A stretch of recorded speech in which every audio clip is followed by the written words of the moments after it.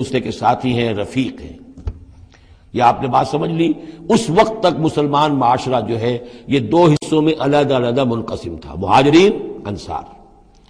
اگرچہ مہاجرین اور انصار کو بھائی بھائی بنایا جا چکا تھا، لیکن ظاہر بات ہے کہ صرف اس طرح کے تعلق سے وہ پورا جو قبائلی نظام جو ہے وہ ایک دم تو تلپٹ نہیں ہو جاتا۔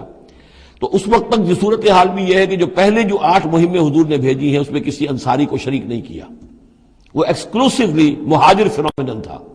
جنگ بدر میں پہلی مرتبہ جو ہے انصار شریک ہوئے ہیں، ورنہ پہلے صرف مہاجرین تھے۔ لہذا وہ پہلی آیت جو ہے ان الذین آمنوا، وہ لوگ جو ایمان لائے، وہاجروا، انہوں نے مکے سے ہجرت کی، مدینے آ گئے، جاہدوا باموالہم وانفسہم فی سبیل اللہ، اور انصار مدینہ تو اب جہاد میں شریک ہوئے ہیں۔ یہ 1.5 سال سے اس جہاد میں پہلے سے چلے آ رہے ہیں کہ پوری 8 مہمیں جو پہلے کی ہیں وہ ایکسکلوسیو جو ہیں وہ صرف مہاجرین نے کی ہیں۔ وجاہدوا باموالہم وانفسہم فی سبیل اللہ، یہ ایک طبقہ ہو گیا، ایک جماعت ہو گئی۔ والذین آووا، اور انصار کی شان کیا ہے؟ انہیں جگہ دی، پناہ دی، اپنے گھر تقسیم کر دیے، اپنی دکانیں تقسیم کر دی، اور اس طریقے سے مسلمانوں کے لیے اپنے دلوں میں بھی اور اپنے گھروں میں بھی پوری جگہ پیدا کی۔ اولئک بعضهم اولیاء بعض، انہوں نے مدد بھی کی، یہ سب ایک دوسرے کے ساتھی ہیں۔ والذین آمنوا ولم یہاجروا، اور وہ لوگ کہ جو ایمان لائے لیکن ہجرت نہیں کی، ما لکم من ولایتہم من شیء، تمہارا ان کے ساتھ اب کوئی تعلق نہیں۔ آگے چل کر سورہ نساء میں جو بعد میں نازل ہوئی ہیں، پڑھ چکے ہم پہلے، ان میں تو یہ ہے کہ وہ کافر اور منافق قرار دیا گیا، ان کے ساتھ وہی سلوک کرو جو کافروں کے ساتھ ہے، انہیں پکڑو اور قتل کرو، الا یہ کہ کسی ایسی قبیلے سے ہوں جن کے ساتھ تمہارا معاہدہ ہو، وہ پورا قانون وہاں آ گیا ہے۔ لیکن یہاں بھی پہلی بات بتا دی گئی، اب کوئی ولایت باہمی تمہاری ان کے ساتھ نہیں ہے۔ یعنی فرض کیجئے کوئی شخص کہتا ہے میں تو ایمان لا چکا تھا، مجبوراً آئے تھے لیکن ہجرت کیوں نہیں کی؟ جب ہجرت نہیں کی تو اب تمہارا شمار ہوگا انہی لوگوں کے ساتھ جن کے ساتھ تم جنگ کر کے آئے ہو۔ تم یہ نہیں کہہ سکتے کہ میرا تعلق جو ہے اہل ایمان سے شمار کیا جانا چاہیے۔ والذین آمنوا ولم یہاجروا ما لکم من ولایتہم من شیء، تو کوئی تمہاری ان سے رفاقت نہیں ہے، کوئی تعلق نہیں ہے، کوئی عہد نہیں ہے، کوئی قول و قرار نہیں ہے۔ یہ آیت بھی معلوم ہوتا ہے کہ انہی جو اسیر تھے غزوہ بدر کے، انہی کی طرف اصل میں روح سخن ہے۔ حتیٰ یہاجروا، جب تک کہ وہ ہجرت نہ کریں، ہاں واپس جائیں، فدیہ دے کر جائیں، پھر ہجرت کر کے آ جائیں تو ٹھیک ہے، پھر وہ مسلمانوں میں سے ہوں گے، تمہارے بھائی ہوں گے، تمہارے حمایتی ہوں گے اور تم ان کے حمایت کرو گے۔ وَإِنِ اسْتَنصَرُوكُمْ فِي الدِّينِ، اور وہ لوگ کہ جو ایمان تو لائے لیکن ہجرت نہیں کی، اپنے اپنے قبیلوں میں رہے یا مکے میں رہے، اگر وہ تم سے مدد مانگے دین میں، فَعَلَيْكُمُ النَّصْرُ، تو اے مسلمانوں تم پر واجب ہے ان کی مدد کرنا۔ إِلَّا عَلَىٰ قَوْمٍ بَيْنَكُمْ وَبَيْنَهُم مِّيثَاقٌ، سوائے اس کے کہ وہ کسی ایسی قوم سے تعلق رکھتے ہوں کہ جن کے اور تمہارے درمیان کوئی معاہدہ ہے۔ اگر کوئی قبیلہ ہے کہ جس کے ساتھ حضور نے معاہدہ کیا ہوا ہے صلح کا، اور وہاں کوئی مسلمان ہے اور وہ ہجرت تو کر نہیں رہا، وہاں سے وہ مدد کی درخواست کرتا ہے کہ میری مدد کی جائے، تو اس کے خلاف اس کی مدد نہیں کی جائے گی، اس لیے کہ قوم کے ساتھ معاہدہ ہے۔ واللہ بما تعملون بصیر، اور جو کچھ تم کر رہے ہو اللہ اسے دیکھ رہا ہے۔ والذین کفروا بعضهم اولیاء بعض، اور وہ لوگ جنہوں نے کفر کیا وہ ایک دوسرے کے ساتھی ہیں، ایک دوسرے کے حمایتی ہیں، ایک دوسرے کے پشت پناہ ہیں۔ عرب قبائلی معاشرے کے اندر یہ جو ولایت کا معاملہ ہوتا تھا، اس میں پھر یہ ذمہ داریاں بھی آتی تھیں۔ کسی کے اوپر تاوان پڑ گیا ہے تو جو اس کے ولی ہیں، جو اس کے حلیف ہیں، ان کو بھی تاوان میں سے حصہ بھی دینا پڑتا تھا۔ کوئی قیدی ہو گیا ہے، اسے کوئی فدیہ دینا ہے، تو جو اس کے حلیف ہیں، جو اس کے گھر والے بھی وہ فدیے کے لیے رقم جمع کریں گے تو وہ حلیف بھی اس کے اندر اپنا حصہ ڈالیں گے۔ تو یہ تو معاشرے کے اندر جو قبائلی معاشرہ ہوتا ہے یہ چیزیں ہوتی ہیں۔ تو یہاں فرما دیا گیا جو کافر ہیں وہ ایک دوسرے کے حلیف ہیں، جو اہل ایمان ہیں وہ ایک دوسرے کے حلیف ہیں، لیکن اہل ایمان میں سے جو ہجرت نہیں کرتے وہ اہل ایمان کے حلیف نہیں ہیں، بلکہ وہ تو انہی کافروں کے ساتھ شمار ہوگا ان کا جن کے ہاں وہ رہ رہے ہیں۔ البتہ یہ کہ اگر وہ مدد طلب کریں تمہیں مدد کرنی ہوگی، بشرطے کہ ان کے قبیلے سے تمہارا کوئی معاہدہ نہ ہو۔ الا تفعلوه، اگر تم ان چیزوں کو پابندی نہ کرو۔ ایک مسلمان ہے، وہاں سے اس نے خط لکھ دیا ہے کہ مجھے یہاں ستایا جا رہا ہے، حالانکہ اس قبیلے سے آپ کا معاہدہ اور آپ چڑھ دوڑے اس قبیلے کے اوپر، تو یہ معاملہ نہیں چلے گا دنیا کے اندر۔ ہر چیز کا ایک قاعدہ ہے، قانون ہے، اسے وہاں سے ہجرت کرنی چاہیے، یا ہجرت نہیں کر رہا ہے تو تکلیف جھیلنی چاہیے، برداشت کرنی چاہیے۔ مسلمان مدد نہیں کر سکتے چونکہ اس کے قبیلے سے مسلمانوں کا معاہدہ ہے۔ الا تفعلوه، اگر یہ قواعد و ضوابط پیش نظر نہیں رکھو گے، ان کی پابندی نہیں کرو گے، تکن فتنۃ، تو پھر تو یہ ہے کہ فساد برپا ہو جائے گا، فتنہ پھیلے گا، فی الارض و فساد کبیر، اور بہت بڑی جو ہے بدامنی ہو جائے گی۔ اب وہ آیت آگے جس کا میں نے ذکر کیا تھا، والذین آمنوا وہاجروا وجاہدوا فی سبیل اللہ والذین آووا ونصروا اولئک هم المؤمنون حقا۔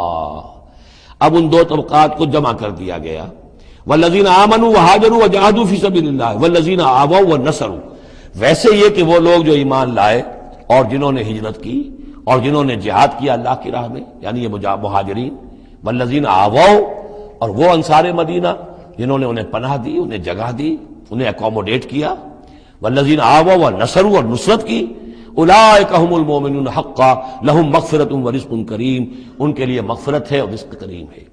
تو مومن حقیقی کی تعریف یہاں پر جو آئی ہے دو حصوں میں بٹ کر، وہ میں چاہتا ہوں کہ پھر اچھی طریقے سے آپ سمجھ لیں، انتہائی اہم بات ہے یہ۔ ایک مسلمان کے لیے بنی الاسلام علی خمس، 5 چیزیں ہیں، کلمہ شہادت، نماز، روزہ، حج، زکوٰۃ۔ لیکن حقیقی مومن ہونے کے لیے 2 چیزیں اور بڑھیں گی، صرف شہادت نہیں، یقین قلبی، اور نماز، روزہ، حج، زکوٰۃ کے ساتھ جہاد فی سبیل اللہ۔ گویا کہ 7 چیزیں ہوں گی، 7 شرطیں پوری ہوں گی تو ایک شخص بندہ مومن کہلائے گا۔ یہ تعریف ہے کہ جو سورہ الحجرات کی آیت نمبر 14-15 میں آئی، وہاں پہلے فرمایا قالت الاعراب آمنا قل لم تؤمنوا ولکن قولوا اسلمنا ولما يدخل الايمان في قلوبكم، یہ بدو کہہ رہے ہیں ہم ایمان لے آئے، اے نبی ان سے کہہ دیجئے تم ایمان نہیں لائے ہو، بلکہ یوں کہو کہ ہم مسلمان ہو گئے، ہم نے اطاعت قبول کر لی ہے، ابھی تک ایمان تمہارے دلوں میں داخل نہیں ہوا۔ اب اگلی آیت میں پھر اسی سیاق کے اندر اگلی آیت میں مومن کون ہے؟ انما المؤمنون الذين آمنوا بالله ورسوله ثم لم يرتابوا، مومن تو وہ ہیں جو ایمان لائیں اللہ پر، اس کے رسول پر، پھر شک نہ باقی رہے، یقین بن جائے۔ اور دوسرے وجاہدوا باموالہم وانفسہم فی سبیل اللہ، اور وہ جہاد کریں اللہ کی راہ میں اپنی جانوں اور مالوں کے ساتھ، اولئک هم الصادقون، صرف وہ سچے ہیں۔ اس کو میں نے پرکار سے تشبیہ دی تھی۔ اب اگر وہ دل میں یقین ہے تو اس کی کیا کیفیات پیدا ہو جائیں گی؟ دلی یقین کی کیفیات وہ شروع میں آ گئی ہیں۔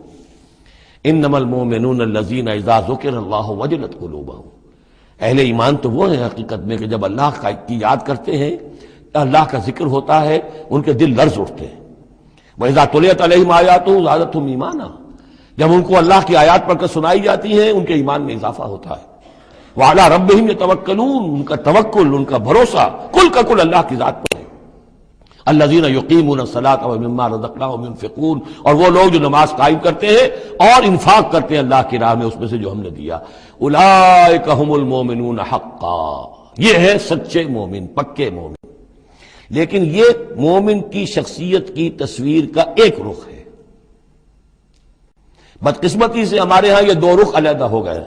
معاملہ یہ ہے کہ یہ ورق، اس ورق کا ایک صفحہ یہ ہے، ایک صفحہ یہ ہے، یہ انسیپریبل ہے، صفحات کو جدا نہیں کر سکتے آپ، ورق ایک ہے، اس کا ایک رخ یہ ہے صفحہ، ایک رخ یہ ہے صفحہ۔ مومن کی شخصیت کا ایک صفحہ، اس کی تصویر کا ایک رخ یہ ہے، دل میں یقین ہے، اللہ کی یاد کرتا ہے، دل لرزتا ہے، آیات قرآنی پڑھتا ہے یا سنتا ہے، دل میں ایمان بڑھتا ہے، ہر معاملے میں توکل، اس کا بھروسہ اللہ کی ذات پر ہے، نماز قائم کیے ہوئے ہے، زکوٰۃ ادا کرتا ہے، اللہ کی راہ میں خرچ کرتا ہے۔ یہ شخصیت کا ایک رخ ہو گیا، اولئک هم المؤمنون حقا۔ لیکن یہ ایک رخ ہے، اور دوسرا رخ کیا ہے؟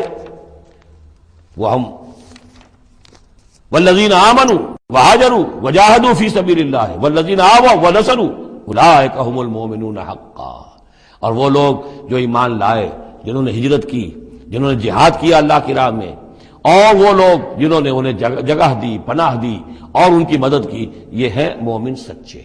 تو تصویر کے ان دونوں رخوں کو جوڑیے، یہ ہے اصل میں جو آج کی ضرورت ہے۔ صحابہ کرام کی شخصیتوں میں یہ دونوں رخ تھے۔